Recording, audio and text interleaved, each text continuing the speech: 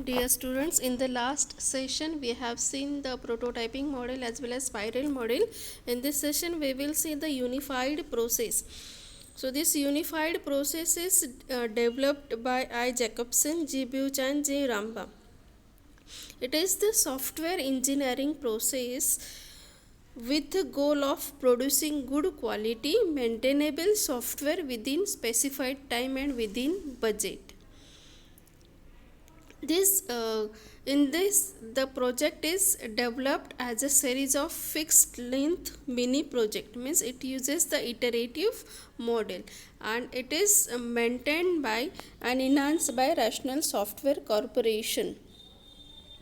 Here the system continues to enlarge and refine with the every iteration and thus grows incrementally over time. As we all know, the sequential approach, means the waterfall model, is not suitable due to the changing requirements.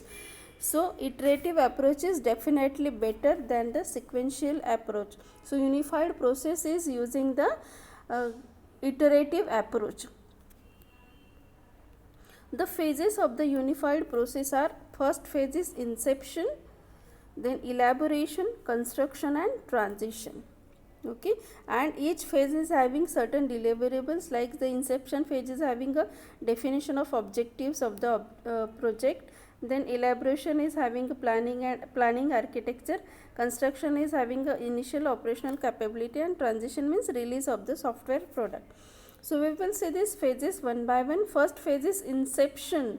So this inception phase defines the scope of the project, and it is like the requirement phase of the waterfall model. Here the requirements are gathered from the customer. So the requirements are gathered by using the requirement elicitation techniques, and these requirements are gathered by the communication of the customer and the developer. Okay, and the output is the SRS document, or we can call it as a objectives of the project. As if the requirements are changed, these changes can be accommodated because this unified process is uses the iterative approach. Okay, then second phase is the elaboration phase. It is like the design phase of the waterfall model. Here the architectures are built. Here we decide which resources are required, which architecture is suitable for the project, and according to that we plan and we make the design of the project.